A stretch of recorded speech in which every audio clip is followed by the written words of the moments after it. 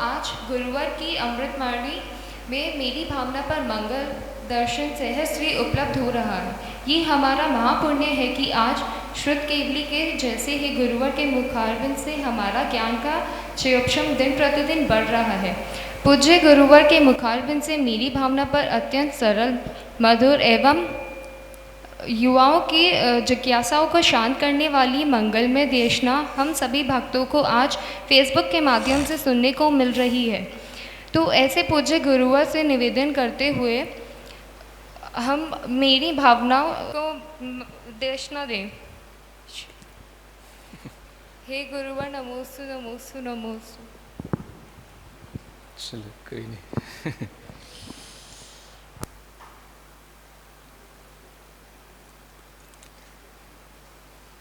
आज का यह स्पेशल सेशन यहाँ बैठे हुए बच्चों के लिए और बाहर सुनने वाले बच्चों के लिए भी है। जो भी लोग मेरी भावना का वाचन करते हैं, पठन पाठन करते हैं, उनको उस मेरी भावना के माध्यम से ही कुछ ऐसा अपने अंदर ज्ञान मिले जिसके माध्यम से वह अपने मन में और पहले से बेहतर, अपने मन को और पहले से अच्छा महसूस कर सकें। इसलिए जो ये लाइनें हैं जिन्हें हम रोज़ाना पढ़ते हैं, इसे कोई भी व्यक्ति हर समय पर पढ़ सकता है, गुनगुना सकता है, और उन लाइनों को, जो हर लाइन किसी न किसी प्रकार का हमारे अंदर पॉजिटिव इमोशंस, पॉजिटिव थिंकिंग, इन सब को क्रिएट करने के लिए जो ये लाइनें हमारे लिए मदद करती हैं, उन्हीं में से जो पढ़ा जा चुका है उसके आगे कुछ पढ़ा जाना है। कहाँ से पढ़ना है? अहंकार का भाव न रखूं, नहीं किसी पर क्रोध करूं, देख दूसरों की बढ़ती को कभी न ईर्ष्या भाव धरूं, रहे भावना ऐसी मेरी, सरल सत्य व्यवहार करूं, बने जहाँ तक इस जीवन में औरों का उपकार करूं। यह मेरी भावना की ये जो अच्छी लाइनें हैं, इसका भाव भी हमें समझना है। अहंकार का भाव न रखूं, नहीं किसी पर क्रोध करूं। समस्या तो यह है कि जो हम करते हैं उसी के लिए मना किया जाता है, और जिसके बिना हमारा काम चलता नहीं, उसी को बार बार न करने के लिए कहा जाता है। तो ये जो हमारी भीतरी समस्या है, ये समस्या का समाधान भी तभी होता है जब हमें ये पता पड़ने लग जाए कि ये समस्या हमने अपने अंदर जो पैदा की है, वह समस्या हमारी अपनी नहीं है। यह समस्या हमारी किन्हीं और दूसरी चीज़ों से पैदा हो रही है, जो हमारे अंदर ही हो रही है। हमारी अपनी नहीं है, ऐसा कहने का मतलब यह है कि ये हमारा रियल नेचर नहीं है। हम इसके बिना भी बहुत अच्छे ढंग से जी सकते हैं, लेकिन ऐसा किए बिना चलता इसलिए नहीं है क्योंकि हमारे अंदर ऐसी प्रैक्टिस नहीं होती कि हम ऐसा किए बिना भी अपने को चला सकें। और दूसरी बात ये भी होती है कि हमें इस तरह की नॉलेज भी नहीं होती कि ये चीज़ वास्तव में गलत भी है। अगर हमारी आदत में है किसी भी तरह का अहंकार पालने की, तो वो हम पाले ही रखते हैं, वो हमारा नेचर भी बन जाता है। अगर हमें किसी पर गुस्सा करने में अच्छा लगता है तो हम गुस्सा करते ही रहते हैं, वो भी धीरे धीरे हमारी हैबिट बन जाती है। तो ये चीज़ें जब तक हमें कोई बताता नहीं है कि ये गलत हैं, ये आपका रियल नेचर नहीं है। आप अपने नेचुरल फीलिंग्स जो आपकी हैं उनसे आप दूर हो जाते हो जब आप इस अहम के भाव में, क्रोध के भाव में अपने आप को जोड़ देते हो। तो वह चीज़ हमें समझ में तब आती है जब हम इस तरह की पंक्तियों को समझें और इसका जो है गुनगुना करके अपने मन के ऊपर उसका प्रभाव डालें। अहंकार का भाव न रखूं। अब अहंकार का भाव कैसा होता है? अहंकार का मतलब होता है अपने मन के अंदर तरह तरह के अहंकार पैदा होते हैं, मद जिसको बोलते हैं। क्या बोलते हैं इसको? मद, है ना। अब इस मद के कारण से हम अपने को तो सबको समझते हैं और दूसरे को कुछ नहीं समझते हैं। समझ आ रहा? तो इस तरह की फीलिंग के साथ में जीना एक कठिन हो जाता है। क्या बोलते हैं अहंकार को आप लोग? ईगो। हाँ, आपने हमारा ईगो हर्ट कर दिया। भाई ईगो था ही क्यों जो हर्ट कर दिया? बोलते हैं ना, आपने हमारा ईगो हर्ट कर दिया। तो आपका ईगो किस रूप में था? जिस रूप में ईगो आपने बना रखा है वैसा तो आपके अंदर होना ही नहीं चाहिए। समझ आ रहा है? अब देखो, अपने जैनिज्म के अंदर इस तरह का एक डिवाइडेशन है और हर चीज़ की अच्छी डेफिनेशन भी है कि अगर आपको समझना है कि ये जो ईगो है ये कितने टाइप का होता है, तो आचार्यों ने बताया कि ये ईगो 8 प्रकार का होता है। समझ आ रहा है? There are 8 types of ego. कितना मालूम है? नहीं मालूम ना? हाँ, तो ये ईगो कई तरीके का हो सकता है।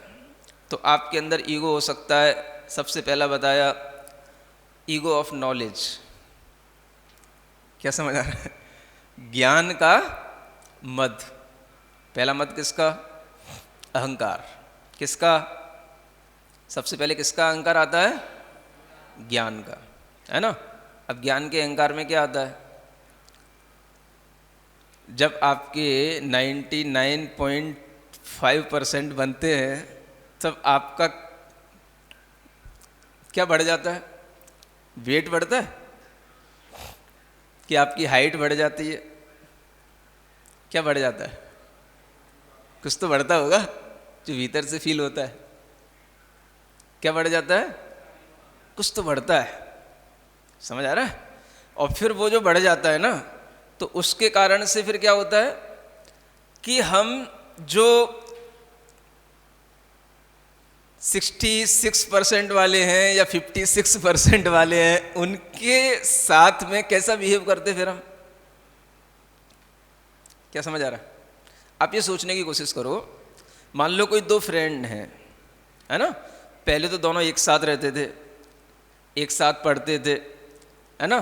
धीरे धीरे जब एक की परसेंट 96 के एबव आने लग गई, है ना, और एक की परसेंट 56 तक रह गई, तो उन दोनों के बीच में एक अपने आप एक गैप बनने लग जाएगा।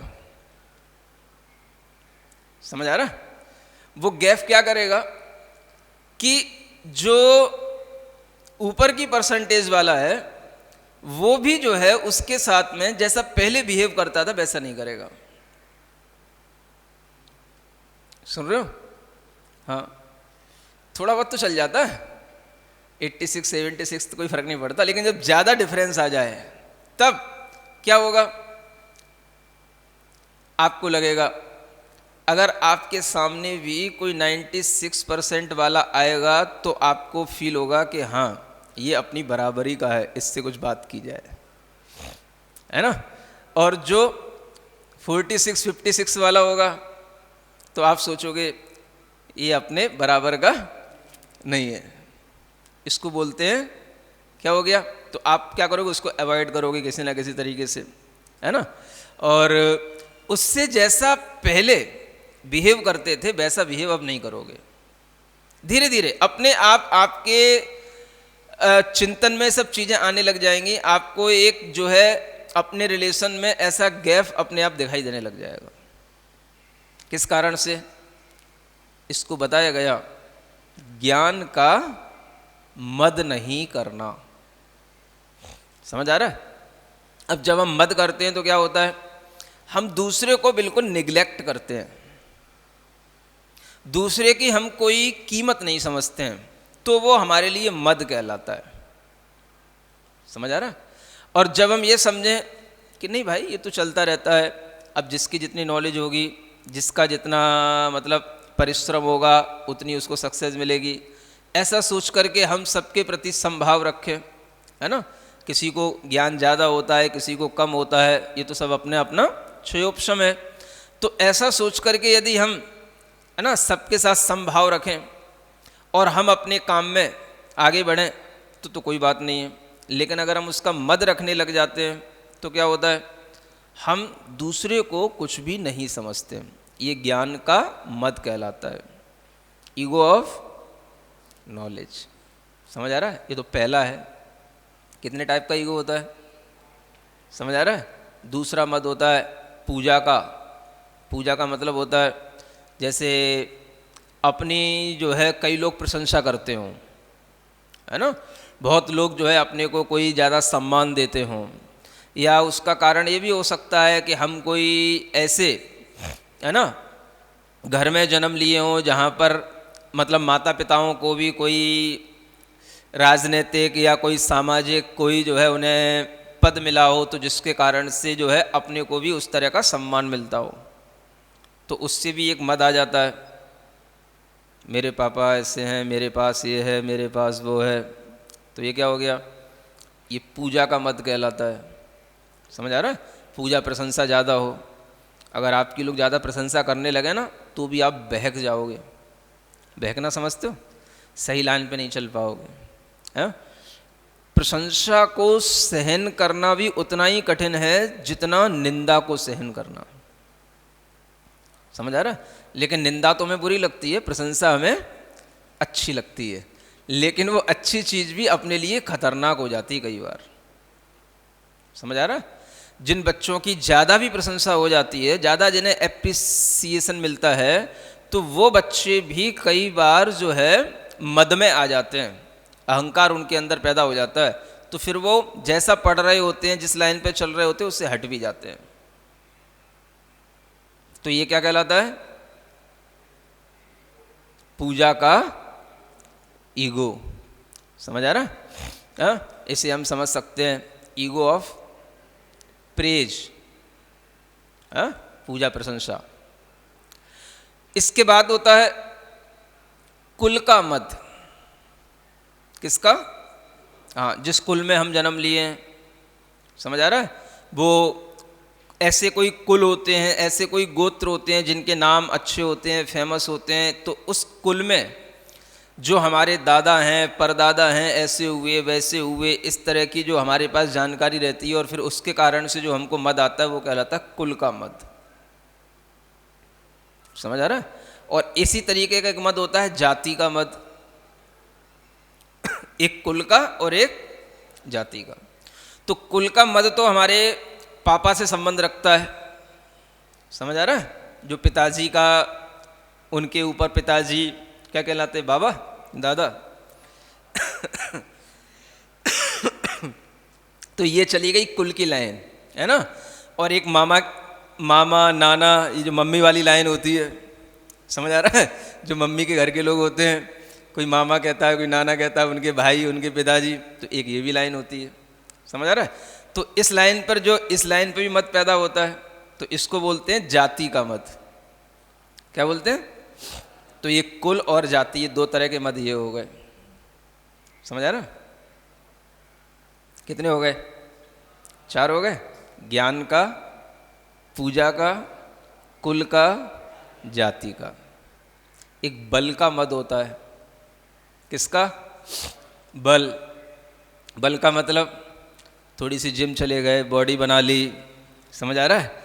थोड़ी सी मसल्स फूल गई तो बड़ा मद आ जाता है कई लोगों में, है? कहीं भी हाथ मारते रहते हैं, किसी को भी हाथ मार देते हैं, किसी के भी हाथ पैर तोड़ने देते हैं। समझ आ रहा है? थोड़ी सी और ज़्यादा पावर आ जाती है तो फिर सड़क पे भी आ जाते हैं। हैं, हाथ पैर चलाते चलाते थोड़ा कोई भी औजार भी चलाने लग जाते हैं। तो ये सब क्या होता है? ये बल का मद होता है। समझ में आ रहा है? एक रिद्धियों का मद होता है। रिद्धि का मतलब होता है कि हमारे पास में कोई एक्स्ट्रा ऑर्डिनरी कोई पावर हो। समझ आ रहा? कोई ऐसी पावर जो हमने किसी मंत्र तंत्र से सिद्ध कर रखी हो, ऐसे भी लोग होते, तो उसका भी मद होता है, तो उसको बोलते हैं रिद्धि का मद। समझ आ रहा है? और एक होता है शरीर का मद। किसका? शरीर का। शरीर का कैसा? I am very beautiful, I am very handsome. समझ आ रहा है? ये भी शरीर का मद होता है। तो ये कितने हो गए? 8 हो गए ना। ऐसे 8 प्रकार के मद होते हैं। ज्ञान, पूजा, कुल, जाति, बल, रिद्धि, है ना, शरीर। एक और बचा है जिसे बोलते तप का मद, है ना। अब ये मद सबके लिए हैं, किसी को भी आ सकते हैं, जिसको जैसी लेवल होता है जिसका, उस तरीके के मद उसको आते हैं। अब किसी किसी को तप का भी मद होता है, जो तपस्वी होंगे उनको तप का मद होएगा। कैसा? ऐसा भी मद हो सकता है, मैं इतना तप कर लेता हूँ, मैं इतने बड़े बड़े उपवास कर लेता हूँ, मैं इतनी बड़ी बड़ी साधना कर लेता हूँ, तो उसका भी मद आ सकता है। तो उसको क्या कहेंगे? तप का मद। समझ आ रहा है? तो ये मद आ सकते हैं, आते हैं, लेकिन अगर हम इनके प्रति थोड़ा सा सावधान रहें तो हम इन्हें कंट्रोल कर सकते हैं। सुन रहे हो? ये बात ठीक है कि आपको प्रशंसा की आवश्यकता होती है, आपकी कोई प्रशंसा करेगा आपको अच्छा लगेगा, लेकिन उस प्रशंसा से हमारे अंदर एक उत्साह भर आना चाहिए कि हाँ चलो मैं अच्छा काम कर रहा हूँ, लोग हमारी प्रशंसा कर रहे हैं, तो चलो हम और अच्छा काम करेंगे। अगर उस प्रशंसा से आपको उत्साह मिलता है तो कोई बात नहीं, है ना, लेकिन वो उत्साह ऐसा नहीं होना चाहिए कि उस प्रशंसा के कारण से आप दूसरे को कुछ ना समझो और फिर उस प्रशंसा के मद में आकर के आप अपने अंदर कुछ भी ऐसा कि मैं तो अब सब कुछ कर सकता हूँ, मुझे अब किसी के लिए कोई ज़रूरत नहीं, मैं सब कैपेबल हूँ सब कुछ करने के लिए, तो उसके कारण से फिर आप दूसरों को नुकसान पहुँचाने लगो, तो वो नहीं होना चाहिए, है ना। तो वही चीज़ बताई गई है कि अहंकार का भाव न रखूं, नहीं किसी पर क्रोध करूं। आप देखोगे आपको जब क्रोध आएगा तो क्रोध के पीछे भी आपका कहीं ना कहीं ईगो छिपा रहता है। समझ आ रहा है? क्रोध जो बाहर रिफ्लेक्ट होता है उसके पीछे हमारे अंदर एक ईगो रहता है। अगर हमारा वो ईगो कहीं हर्ट होता है तो हमको क्रोध आता है। हमने जैसे मान लो मान रखा है कि मैं सब में अव्वल हूं, समझ रहे हो ना, या मैं हमेशा फर्स्ट क्लास आता हूं।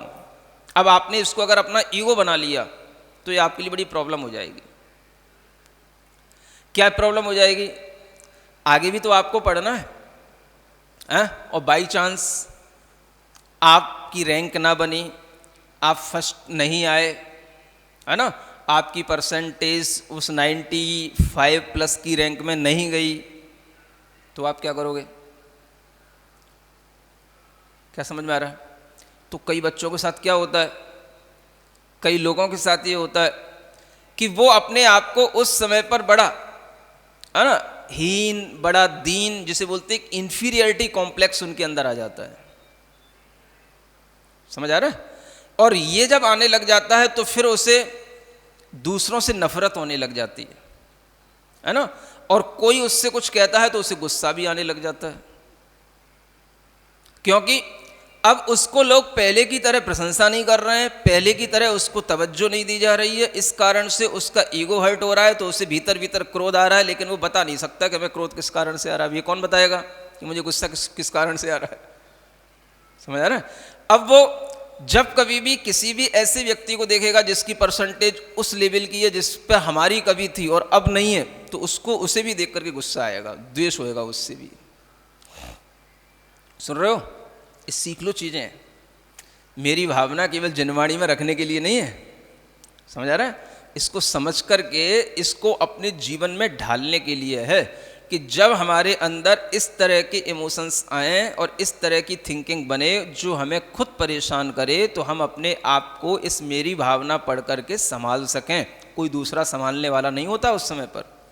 पापा मम्मी कितना समझाएंगे आपको, समझ आ रहा है? और मान लो उनकी भी डिमांड है कि तुझे इतना परसेंट लाना चाहिए था, तुझे इतना पढ़ाया और तेरे लिए इतना खर्च किया और इतनी मेहनत की और उसके बावजूद भी इतना अच्छा नहीं रिजल्ट आया, तो अब क्या करोगे? अब आप सोचोगे ये सब हमारे ऊपर चढ़े जा रहे हैं, समझ आ रहा है? और मैं जो है भीतर से अपने इस ईगो और अपने इस एंगर के कारण से परेशान हो रहा हूँ, इसको कोई समझ नहीं रहा है। तो आपके अंदर भीतर ही भीतर एक चिड़चिड़ाहट आएगा, समझ आ रहा है? फिर आप किसी से बात नहीं करोगे, सब कोई भी आपको मनाने आएगा सब पे हाथ मारोगे, समझ आ रहा है? फिर आपको गुस्सा आएगा तो सब घर के बिस्तर ही फाड़ दोगे, हैं? ज़्यादा कुछ होगा तो अपनी किताब ही फाड़ डालोगे, नहीं पढ़ना, नहीं खेलना, समझ आ रहा है? कोई कहेगा खा लो तो नहीं खाना, कोई कहेगा कुछ भी, हमें कुछ नहीं सुनना। ये सब भीतर से इरिटेशन आने लगेंगे। क्या सुन रहे हो? किसके कारण से? किसके कारण से? अपने ही ईगो के कारण से। हाँ, ऐसा होता है कि नहीं होता?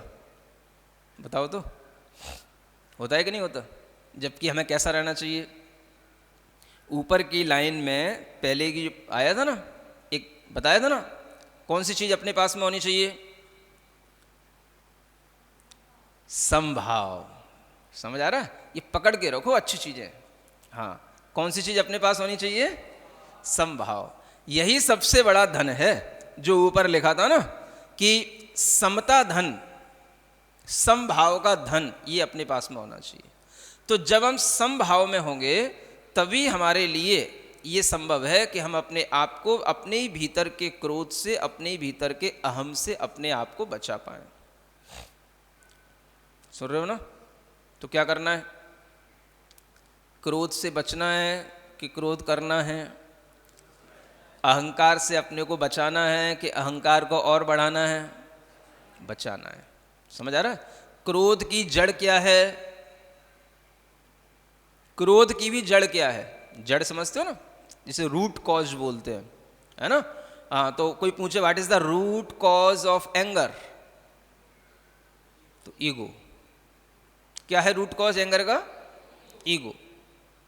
अब ये ईगो अगर हम फील करेंगे कि ये ईगो है, तो अब हम उससे अलग अपने आप को कैसे हटाएंगे? तो जब हम ये थोड़ा सा सोचेंगे कि ये ego it is not my nature, ये क्या है, ये मेरा नेचर नहीं है, तब आपके अंदर, आपके माइंड में इस बात की रिपीटेशन से आपके अंदर ये फीलिंग आएगी कि ये जो भाव आता है, ये जो विचार आता है, ये थोड़ा सा मुझे परेशान करता है और ये विचार मेरा नहीं है, ये मेरा स्वभाव नहीं है, मेरे लिए गलत है ये। तो फिर हमें क्या करना पड़ेगा? तो हम सोचेंगे कि हम इस भाव से अपने को बचाएं, हटाएं। तो कैसे हटाएं? बस ये मेरा नेचर नहीं है। जितना जितना आपके अंदर ये डीप सेंस आता जाएगा, कौन सा डीप सेंस? कि ये मेरा नेचर नहीं है, उतना ही आप अपने आप को इस ईगो से बचा पाओगे। और कोई तरीका नहीं है इसका।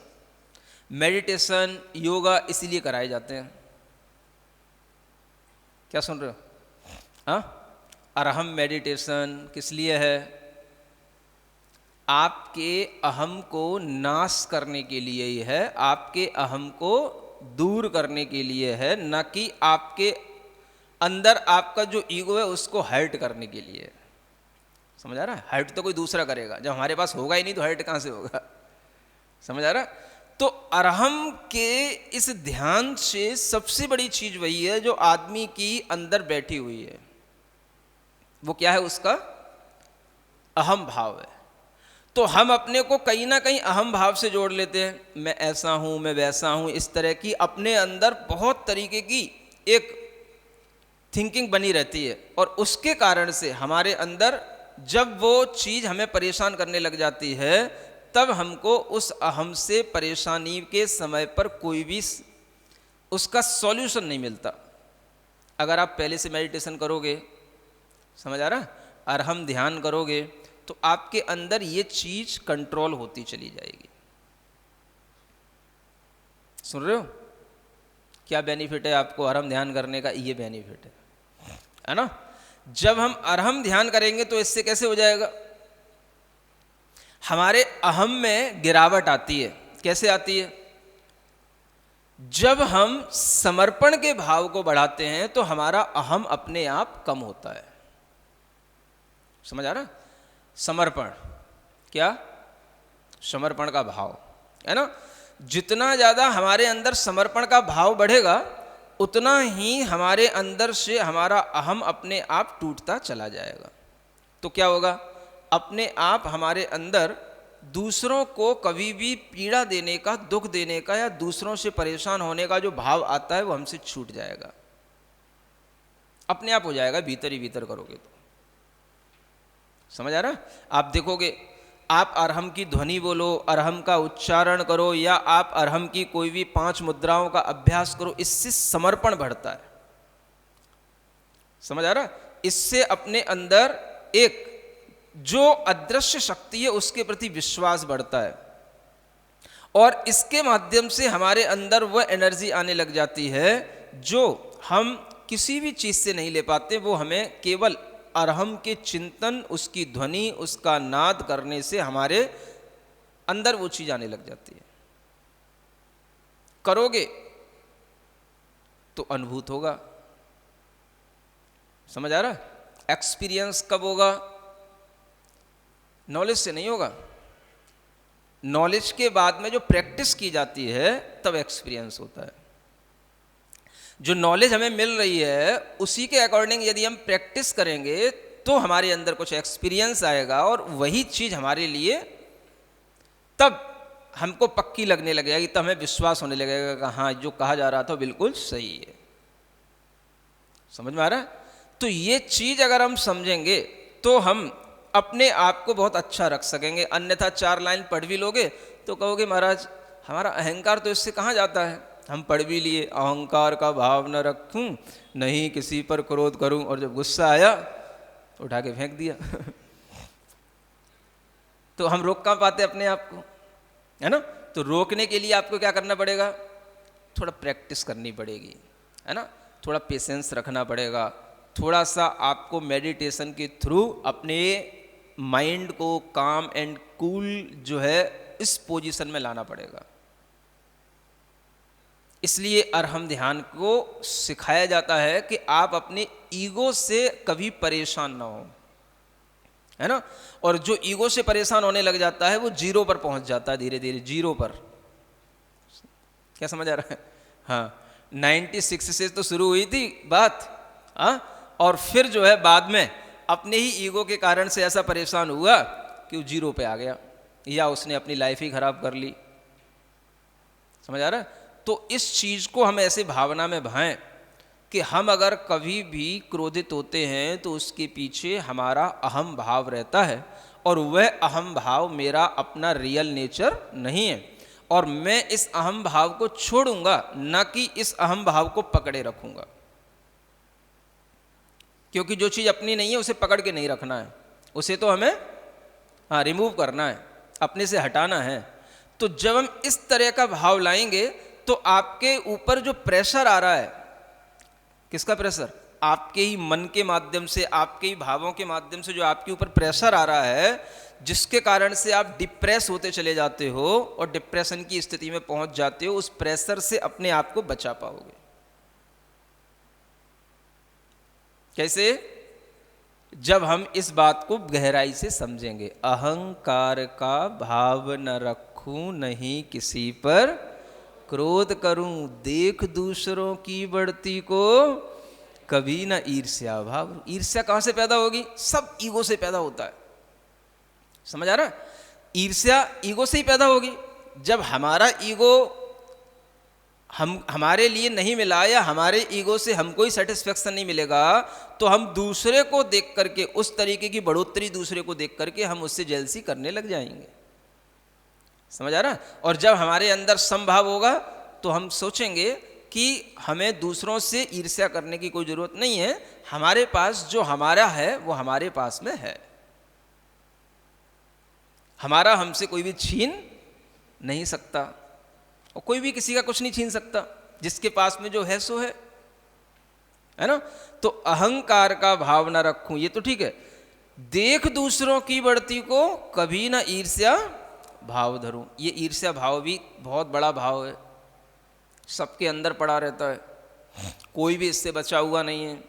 यहाँ तक कि बड़ी बड़ी कंपनियों में काम करने वाले बड़े बड़े जो बॉस होते हैं, डायरेक्टर होते हैं, उनमें भी नहीं छूटता है, समझ आ रहा है। और उन कंपनियों में काम करने वाले जो एम्प्लॉय होते हैं उनमें भी नहीं छूटता है, किसी में नहीं छूटता है, समझ आ रहा है। जहाँ रहते हैं वहीं पर ये दिखने लग जाता है। जैसे अपने कंपेनियन होते हैं उसी के अनुसार अपने को उन्हीं से ही जेलसी होने लग जाती है। जो अपने साथ में रहने वाले हैं, 2 साल अपने साथ पढ़े हैं, और अगर मान लो उनका एकदम से बॉस ने कोई प्रमोशन कर दिया या कहीं कुछ उनके लिए, समझ आ रहा है, थोड़ा सा पैकेज ज़्यादा मिलने लग गया, तो आफत हो जाती है, ऐसी आग लगती भीतर, सहन नहीं होती है, समझ आ रहा है। किस कारण से? इसको बोला जाता है जलन। क्या बोलते हैं इसको अपनी भाषा में? हाँ, जलन। जलन माने जो जलाए, किसको जलाए? तो अपनी ही आत्मा को जलाए, अपने ही मन को जो जलाए उसको बोलते जलन। तो एक दूसरे से किसी भी रूप में जलन हो सकती है, समझ आ रहा है। कोई 2 लोग बैठे हैं, 2 फ्रेंड बैठे हैं मान लो, समझ आ रहा है। अगर मैं भी किसी एक की प्रशंसा कर दूं तो मुझे भी सोचना पड़ता है उसका चेहरा कैसा हो रहा है समझ आ रहा है। क्योंकि एक की प्रशंसा कर दी और दूसरे को उससे बुरा लग गया तो उसको उससे जलन हो सकती है। ये बड़ी दिक्कत का चीज होती है।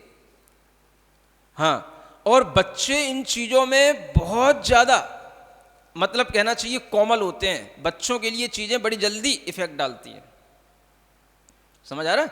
आप देखना बच्चों से अगर उनकी प्रशंसा करोगे तब तो वो ठीक है, आपसे थोड़ा सा निकट में रहेंगे, और जैसे ही आपने उनकी कोई भी थोड़ी सी बुराई की बात की, या कोई भी 2 बच्चे हैं और एक की प्रशंसा कर दी, तो वो कहेगा हमें नहीं जाना उनके, वो तो बेकार उसके अंदर अपने आप एक घृणा का भाव भी आ जाएगा, और धीरे धीरे जो अपना ही दोस्त है उसके प्रति ईर्ष्या भी पैदा हो जाएगी, क्योंकि तेरे कारण से मुझे इंसल्ट होती है, समझ में आ रहा है। तो ये सबका रूट कॉज क्या है? ईगो, समझ आ रहा है। और उस ईगो को दूर करने के लिए आपको क्या करना चाहिए? अरहम ध्यान इसीलिए है, अहम को मिटाने के लिए अरहम की ही आवश्यकता है, समझ आ रहा। अहम में और अरहम में सिर्फ इतना ही अंतर है कि अहम में अगर हमें उस अहम को जलाना है तो उसमें अरहम एक रा और जोड़ना है, और रा जो अक्षर होता है ये अग्नि होता है, अग्नि तत्व होता है जो हमारे अहम को जलाएगा, इसलिए इसका नाम क्या है? अरहम। अब आप करोगे तो आपको फीलिंग होगी इस तरीके की, है ना।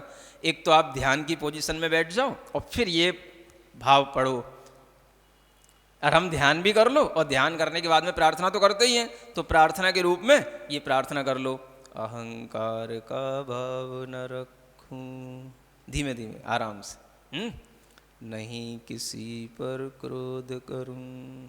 फिर अपने मन में सोचो, आज मैं किसी पर भी गुस्सा नहीं करूंगा, केवल आज। क्या सोचना? अब रोजाना की कोई लाइफ टाइम के लिए तो नियम नहीं ले सकते, लेकिन आज अपने मन में सोच लो, है ना। कोई ऐसा नहीं कि नियम ही ले रहे हैं कि कुछ कम, कोई जो है कोई व्रत ले रहा है, ऐसा नहीं। एक मन में सोच लो, आज मैं किसी पर गुस्सा नहीं करूंगा, ठीक है। अब नेक्स्ट टाइम जब आप फिर अरहम योग करोगे, फिर अरहम ध्यान करोगे, फिर आपको याद आएगा, और फिर आप जब ये पंक्ति पढ़ोगे, नहीं किसी पर क्रोध करूं, यार कल गुस्सा तो किया था उसके ऊपर समझ आ रहा है। तो चलो आज फिर कोशिश करते हैं, कल तो हो गया था, अब आज नहीं करूंगा। तो ऐसे करते करते जब आप प्रैक्टिस करोगे तो आप देखोगे कि ये गुस्सा आपका अपने आप कंट्रोल हो जाएगा। बच्चों में सबसे बड़ी कमी यही हो रही है आज, सबसे ज़्यादा गुस्सा बच्चों में हो रहा है, सबसे ज़्यादा ईगो बच्चों में हो रहा है, सबसे ज़्यादा जेलसी का भाव बच्चों में आ रहा है, समझ आ रहा है। बच्चों से मतलब जो भी स्टूडेंट लाइफ में है, चाहे वो जॉब कर रहे हो या ना कर रहे हो, सबके अंदर ये रहता है। और इसके कारण से आपको शांति नहीं मिलेगी। तो कब मिलेगी? जब आप इस तरीके से अपने अंदर डीप सेंस के साथ में इस तरह की फीलिंग लाओगे। देख दूसरों की बढ़ती को कभी ना ईर्ष्या, मुझे क्या करना है उसको, उसकी अगर ज़्यादा परसेंटेज आ भी गई, मैं तो अपने आप में बड़ा खुश हूँ, सुखी हूँ, मुझे क्या लेना देना। दुनिया में बहुत से लोग हैं जो इतना भी नहीं पढ़े जितना मैं पढ़ा हुआ हूँ। दुनिया में बहुत से लोग हैं जिन्हें किसी से कोई मतलब नहीं होता है। वो तो हमारा उसकी जान पहचान है, इसलिए हमारा बार बार भाव उसी की तरफ जा रहा है, बाकी उसको कितने लोग जानते हैं। और ये कंपेयर तो मैं कर रहा हूं क्योंकि मेरे साथ का था वो, इसलिए। बाकी दूसरे लोग तो कहां कोई कंपेयर कर रहा है, किसको किसी से फुर्सत है। नहीं समझ आ रहा है? कंपेयर तो हम खुद करते हैं ना दूसरों से, कोई दूसरा थोड़ी ना आपके साथ कंपेयर करने बैठता है। और आप उसके साथ बैठो ही मत, तो कंपेयर करने का टाइम ही कहां आएगा। नहीं समझ आ रहा है? तो ये चीजें जब हमारी समझ में आने लग जाती हैं तो हमें भीतर से अपने आप अपना ही सुख मिलता है। ईगो से कोई सुख नहीं मिलता है। सुख मिलेगा तो हमें अपने रियल नेचर को पहचानने से मिलेगा। रियल नेचर क्या है हमारा? ईगो करना नहीं है, अरहम मय होना, ये हमारा रियल नेचर है। Arham is my real nature. समझ आ रहा है? Ego is not my nature. ये पहले अपने मन में रखो, तब जो है आप ये सोचोगे, तब ये आएगा, देख दूसरों की बढ़ती को कभी ना ईर्ष्या भाव धरूं, रहे भावना ऐसी मेरी, सरल सत्य व्यवहार करूं। अब देखो ईर्ष्या आएगी तो क्या होगा? ऐसा कभी कभी लोगों में ईर्ष्या के कारण ही इतना भाव वो बढ़ जाता है कि दूसरों को मार देते हैं। समझ आ रहा है? दूसरों को नुकसान पहुंचाने के लिए तरह तरह की स्कीम बनाते हैं। समझ आ रहा है? दूसरा किसी ना किसी रूप से गिर जाए, है ना, और उसका डाउनफॉल हो जाए, तो ऐसा तरह तरह की एक योजनाएं बनाते हैं लोग। किसके कारण से? उन्हें वो ईर्ष्या सहन नहीं हो रही, इस कारण से। तो सरल व्यवहार नहीं रहा, सत्य व्यवहार नहीं रहा, सब कुछ वहां से बिगड़ने लगा। समझ आ रहा है? तो सरल सत्य व्यवहार कब होगा? जब हम अपने आप को इस तरह के भावों में ढालें ही नहीं, है ना, न ईगो रखें, न क्रोध करें, न ईर्ष्या करें, तो हमारा व्यवहार सरल है, सत्य है। ठीक है भाई, जो जैसा है वैसा है। अब मान लो एक बच्चा बहुत ही पतला सा दिख रहा है और एक बच्चा बहुत ही मोटा सा है। समझ आ रहा है? अब वो आपस में कोई उसको बार बार टोके, क्यों भाई तू कुछ खाता पीता नहीं है क्या? है तेरे को दूध नहीं मिलता पीने को? प्रोटीन नहीं खाता क्या? है क्यों इतना पतला सा हो रहा है? क्यों घुरता जा रहा है? अब अगर उसको बार बार कोई इस तरीके से कहेगा तो उसे उस जो हेल्दी है उसके ऊपर गुस्सा आने लग जाएगा। समझ आ रहा है? तो उसका व्यवहार अपने आप में जैसा सरल है वो सरल नहीं रहेगा। फिर अगर उसको ज़्यादा परेशानी होने लग गई तो फिर वो किसी ना किसी तरीके से अपने आप को हेल्दी बनाने की कोशिश करेगा, और उस कोशिश में कहीं उसको और नुकसान पहुंच गया, कोई और दूसरे कोई रोग हो गया, कुछ हो गया, तो उसके नुकसान भी हो सकता है। अब मान लो किसी बच्चे की, मतलब एक उसके अपने कुछ कुल धर्म, अपने माता पिता के भी कुछ गुण धर्म होते हैं, कुछ अपना खुद का भी अपना जैसा पुण्य पाप होता है उसके अनुसार होता है। सब कोई दुनिया में एक जैसा तो कभी नहीं होता ना। और दुनिया एक जैसी हो जाएगी फिर दुनिया में फिर कुछ मजा ही क्या आएगा। समझ आ रहा है? रंग बिरंगी दुनिया इसीलिए तो कही जाती है। अलग अलग तरह के लोग हैं, अलग अलग तरीके की लोगों के पास में उपलब्धियां हैं, अलग अलग तरीके की लोगों के अपने रहने सहने के अलग अलग ढंग हैं। तो जो जैसा है उसको उसी में खुश रहना चाहिए। समझ आ रहा है? अच्छा करने की कोशिश करना चाहिए। अगर अच्छा हो जाए तो अच्छा, ठीक है, लेकिन उसके लिए किसी को परेशान होने की कोई ज़रूरत नहीं है। समझ आ रहा है? इसके लिए इतना ही ठीक है कि आप योगा करो, ध्यान करो। समझ आ रहा है? कोई आपके लिए, है ना, अच्छे प्रोटीन्स मिलें, विटामिन्स मिलें, ऐसी चीज़ें खाओ, सरल सत्य व्यवहार करो। अब इसका मतलब ये नहीं है कि किसी ने कह दिया, देख रहा तू कैसा पतला सा हो रहा है, मैं देख अंडे खाता हूं, मैं देख कैसा हो रहा हूं। समझ आ रहा है? अब अगर आपके मन में यह भाव आ गया कि अंडे खाने से ऐसे मोटा हो जाता हूं, मीट खाने से ऐसा हो जाता हूं, तो फिर क्या होगा? फिर आपका व्यवहार सरल सत्य नहीं रहा। समझ आ रहा? आपने गलत लाइन चूज कर ली। आगे बात समझ में? तो सरल सत्य कब तक? जितनी अपनी योग्यता है हम अपनी उस योग्यता को सही सत्य तरीके से करेंगे तो ये सरल सत्य व्यवहार कहलाए, है ना? तो सरल सत्य व्यवहार करूं, क्या समझ में आ रहा है? ये कब होगा? जब हम दूसरों से अपने आप को परेशान न करें। ठीक है? तो हमें कोई भी अगर कभी सजेस्ट भी करे, मान लो कोई आप डॉक्टर के पास चले गए और डॉक्टर ने ही कह दिया मान लो आपसे कि तू थोड़ा सा प्रोटीन तेरे अंदर बहुत कम है, थोड़ी सी ये कुछ एग वैग लिया कर और थोड़े सा कुछ मीट प्रोडक्ट लिया कर, तब तेरे को ठीक होएगा। तो क्या करोगे फिर? कभी सोच सकोगे? कभी भी हमें सोचना ही नहीं। समझ आ रहा है? उस समय पर अगर हम चाहें तो हम डॉक्टर से भी कह सकते हैं कि डॉक्टर साहब आपको ऐसी सलाह देने की हमें कोई ज़रूरत नहीं है। समझ आ रहा है? मुझे मालूम है मुझे क्या खाना है, मुझे मालूम है मेरा कुल धर्म मेरे से क्या कहता है।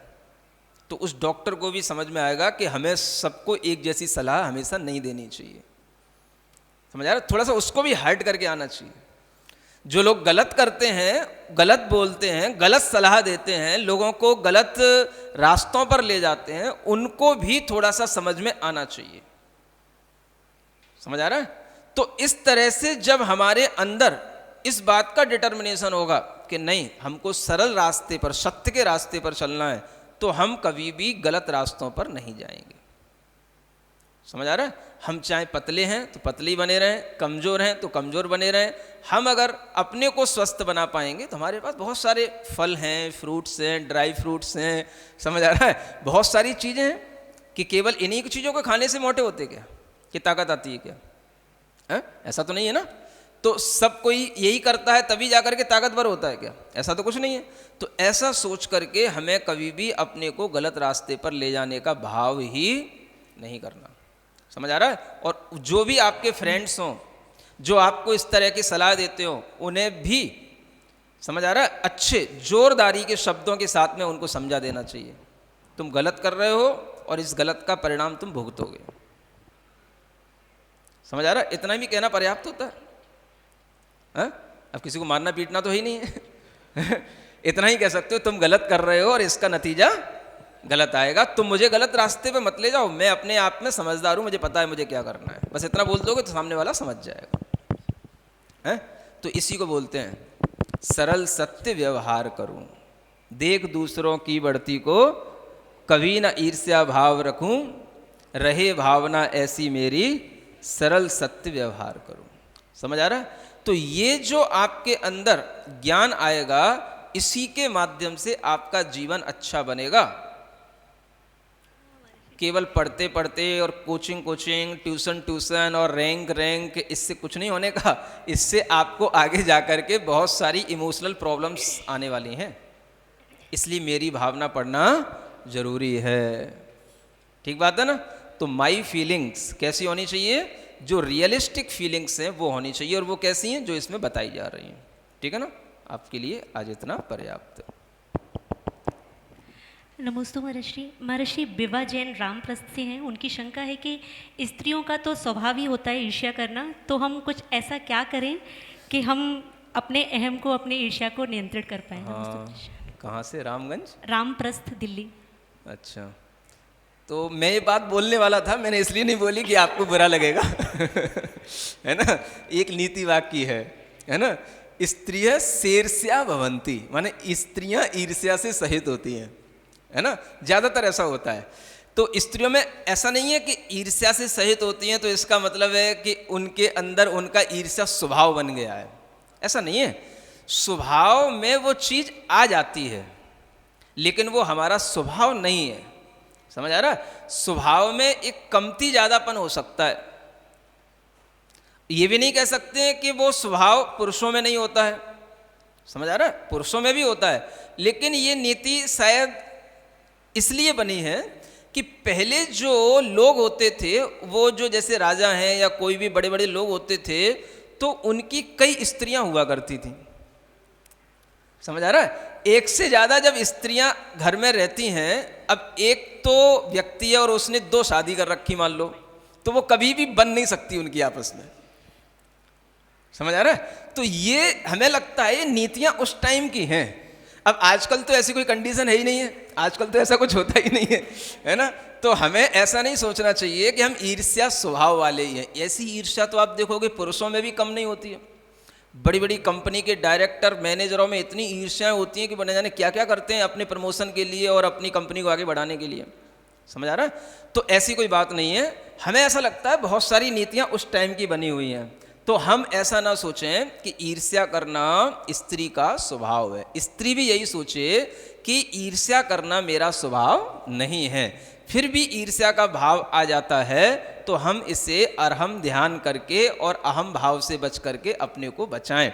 ऐसा मन में भार बावला लाएंगे तो स्त्री भी मतलब सबकी तरक्की को देख सकती है, सहन कर सकती है और सबकी प्रशंसा भी कर सकती है। ईर्ष्यालु व्यक्ति ऐसा नहीं कर सकता है, समझ आ रहा है? ईर्ष्यालु व्यक्ति कभी किसी की प्रशंसा नहीं कर सकता, दूसरे की तरक्की सहन नहीं कर सकता। लेकिन स्त्रियां ऐसा जब करती हैं तो इसका मतलब है कि उनके अंदर ईर्ष्या भाव नहीं है, और ऐसा करके भी हम अपनी ईर्ष्या भाव को कम कर सकते हैं। अगर आपको अपना ईर्ष्या भाव कम करना है तो आप हमेशा दूसरों की प्रशंसा करो, जो अच्छा कर रहे हैं उनकी प्रशंसा करो, आपके अंदर कभी भी इन्फीरियरिटी नहीं आएगी। हाँ, ये एक बहुत अच्छा तरीका है, समझ आ रहा है? इसको मतलब एक लॉ ऑफ एप्रिसिएशन भी कहा जाता है। हाँ, तो आप दूसरे को एप्रिसिएट करो। अगर आप में अंदर ये क्वालिटी है तो फिर आप कभी भी अपने अंदर इन्फीरियरिटी फील नहीं करोगे। ये अच्छा तरीका है। महर्षि अजय जैन दिल्ली की शंका है कि हमारे मन में जब ईर्ष्या का भाव आता है तो उसको तत्काल दूर करने के लिए हम क्या उपाय कर सकते हैं? नमस्ते महर्षि। देखो, सबसे अच्छा उपाय तो ये होता है कि हर जीव अपने अपने कर्मों का फल खुद भोगता है ना? हर जीव का अपना अपना भवितव्य होता है, किसको क्या बनना है, किसको क्या होना है, कोई किसी को रोक नहीं सकता है, समझ आ रहा है? तो जब ईर्ष्या आए तो हमें ये सोचना चाहिए इसकी होनहार ऐसी ही है और हमारी होनहार ऐसी है। अगर हम इस तरह का भाव करेंगे तो हमारे अंदर ईर्ष्या भाव कम हो जाएगा। महर्षि शैलेंद्र जी जैन का प्रश्न है कि हम अपने गुरु को ही सर्वस्व मानते हैं और उनके अलावा कहीं जाने का मन नहीं होता, तो लोग ऐसे में हमें अहंकारी बोले तो हम क्या कर सकते हैं? देखो, ये आपकी व्यक्तिगत श्रद्धा की बात है ना? व्यक्तिगत श्रद्धा। हर किसी व्यक्ति के अंदर किसी भी व्यक्ति से व्यक्तिगत जैसे एक श्रद्धा के भाव आ जाते हैं, पूज्यता के भाव आ जाते हैं, वो किसी के अंदर भी आ सकते हैं, है ना? आप अगर अपने आप में दृढ़ हैं तो जो व्यक्ति अपने आप में दृढ़ होता है, अपने आप में अपनी श्रद्धा में स्थिर होता है, वो फिर दूसरों की चिंता नहीं करता है, समझ आ रहा? अगर आपको विश्वास है कि हम सही हैं तो फिर आपके लिए कोई 10 व्यक्ति भी कहें, पूरा दुनिया भी कहे आप गलत हो, तो आपको कभी स्वीकारना ही नहीं है कि हम गलत हैं, तब तो आप सही हो, समझ आ रहा है? और अगर आप दूसरों के कहने से ये सोचने लग गए कि हम सही हैं या गलत हैं, तो इसका मतलब आप सही नहीं हो, समझ में आ रहा है? मतलब इतना कॉन्फिडेंस होना चाहिए, अगर हम सही हैं माने सही हैं, दुनिया हमको गलत कहे तो भी हम कभी भी गलत नहीं हो सकते। इतना अपने अंदर कॉन्फिडेंस होगा तो हम सही हो पाएंगे और सही चीज को चूज कर पाएंगे। महर्षि अनीता जैन जबलपुर की शंका है कि अशुभ उपयोगी जब भगवान की दर्शन, पूजन, व्रत, उपवास सब कुछ करता है तो उसे अशुभ उपयोगी क्यों कहा है? देखो, पूजन, दर्शन, उपवास, व्रत जो कुछ भी किया जाता है ये हम 2 तरीके से कर सकते हैं।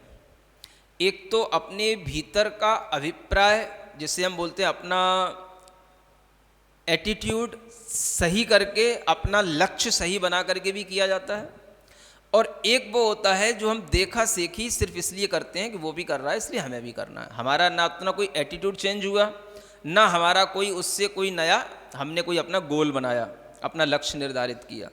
तो जब हमारे सामने दोनों चीज़ें नहीं होती हैं तो हमारा उपयोग अशुभ उपयोग ही बना रहता है।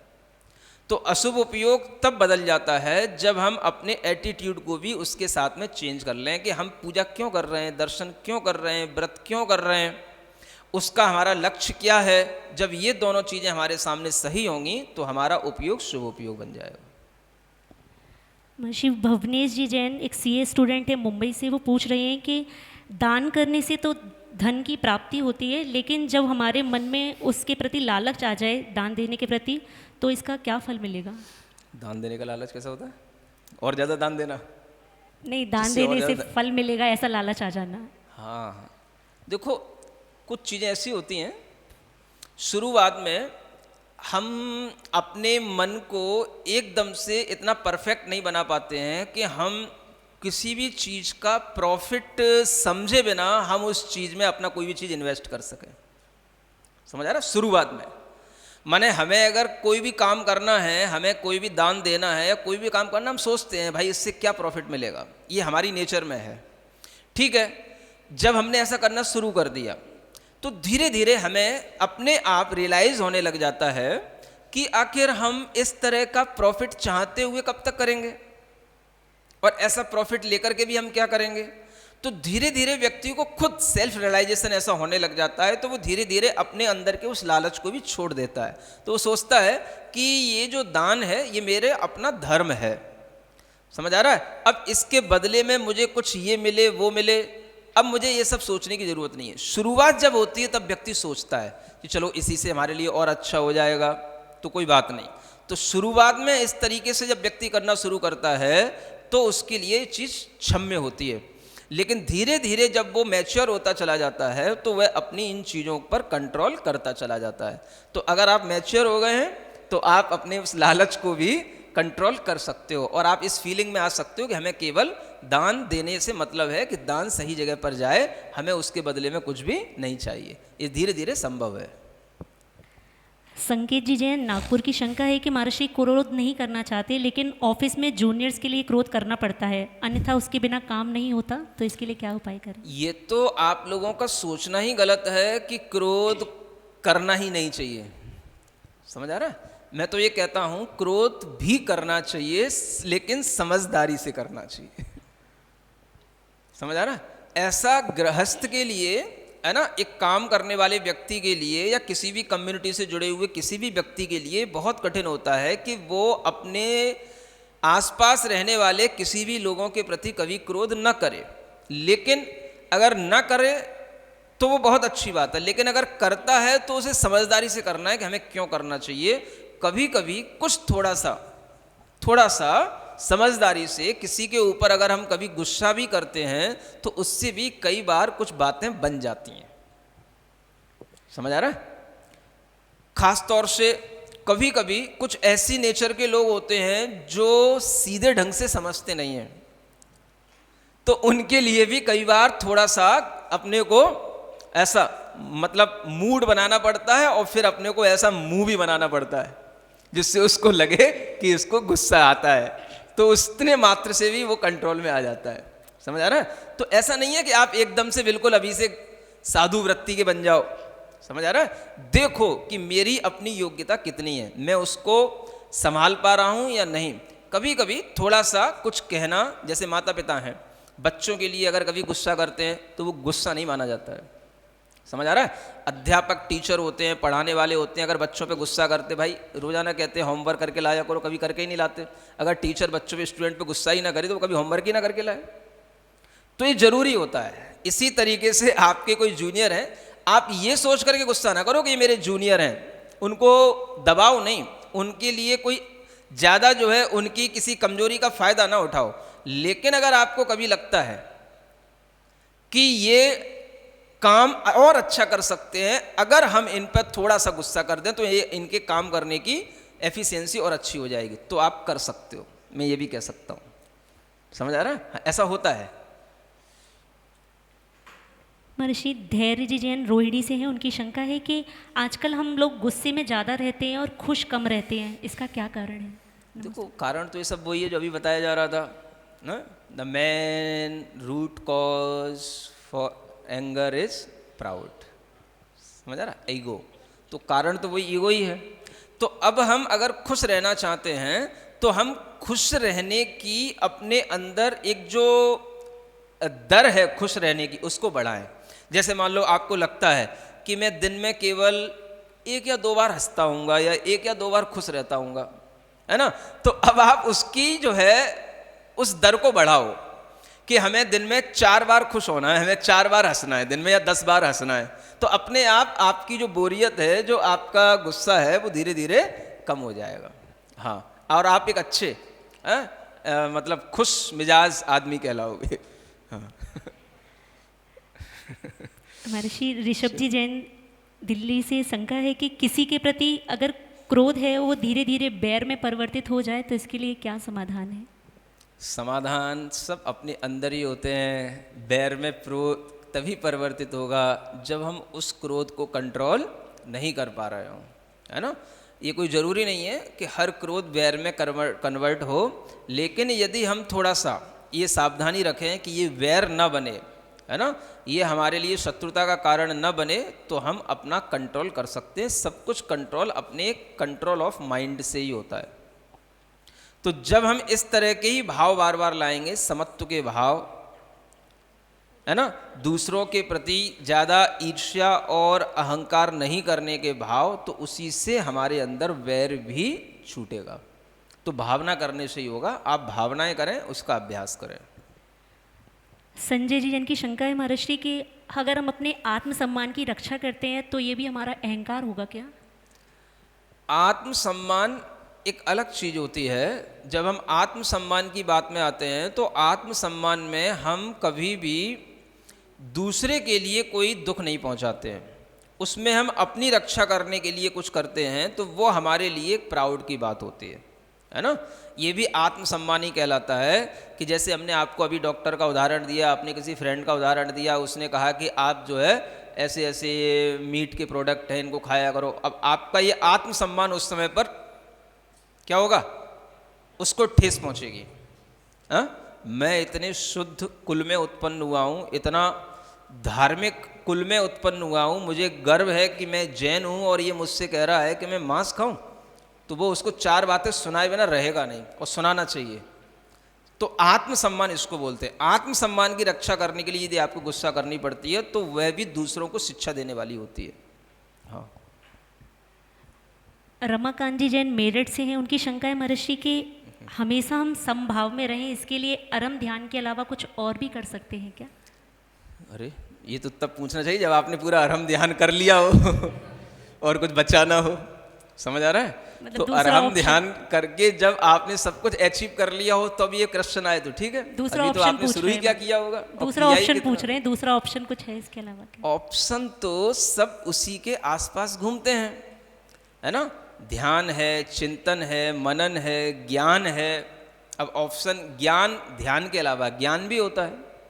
तो जब आपने ध्यान कर लिया तो अब आप ज्ञान भी लो, ज्ञान की चीज़ें और इकट्ठी करो, जो जहाँ से ज्ञान मिलता है उस ज्ञान की क्लासें अटेंड करो। तो ये दूसरा ऑप्शन ये है, ध्यान के अलावा ज्ञान दूसरा ऑप्शन है। ठीक है। महर्षि धनेश जी जैन कानपुर से, उनकी शंका है कि ये जो मद है वो मनुष्य में किस कारण से होता है? देखो, ये तो अपने कर्मों के कारण से होता है ना। जो कर्म हमारे अंदर हैं वो कसाय रूप कर्म होते हैं, और वो कसाएं हमारे अंदर अनादिकाल से हैं। उन्हीं के कारण से यह कर्मों के फल से हमारे अंदर अहंकार उत्पन्न होता है। तो ये कसाय है। आपने 4 प्रकार की कसाएं पढ़ी है ना, क्रोध, मान, माया। तो ये मान कसाय है। समझ आ रहा है ये क्या है? अहम माने अहंकार, माने मान कसाय। तो ये मान कसाय है जिसके कारण से हमारे अंदर ये भाव उत्पन्न होते। तो ये सबके अंदर रहता है, उसको कंट्रोल करना ही व्यक्ति की साधना कहलाता है। महर्षि रुचिका जी जैन दिल्ली से, उनकी शंका है कि हम किसी से कोई कंपेयर करते हैं तो हमारे अंदर गलत भाव नहीं होता, लेकिन हमारे अंदर ये भाव होता है कि हम उससे बेटर परफॉर्मेंस कर पाएँ, तो ये भी गलत है क्या? हाँ हाँ, ये तो सोच सकते हैं बेटर परफॉर्मेंस करने के लिए तो हमेशा हर किसी को बिल्कुल रेडी होना ही चाहिए, लेकिन उसको डिफीट दे करके नहीं। समझ आ रहा है? हम दूसरों की परफॉर्मेंस देख कर के भी अपने अंदर भाव कर सकते हैं कि हमें भी इसी की तरह करना है, इससे भी अच्छा करना है, लेकिन उसको किसी भी तरीके से नुकसान पहुंचा के नहीं। बस इतना ध्यान रखो। आज का सेशन यहीं समाप्त होता है। आशा करते हैं कि इसी तरह निरंतर आप हमारे साथ जुड़े रहेंगे और ज़्यादा से ज़्यादा लोगों को प्रेरित करेंगे कि वो भी इस अरहम गुरुकुलम के माध्यम से महाराज श्री के मुख से मंगलवाणी का लाभ प्राप्त कर सकें। नमोस्तु गुरुवर, नमोस्तु गुरुवर, नमोस्तु गुरुवर। ओ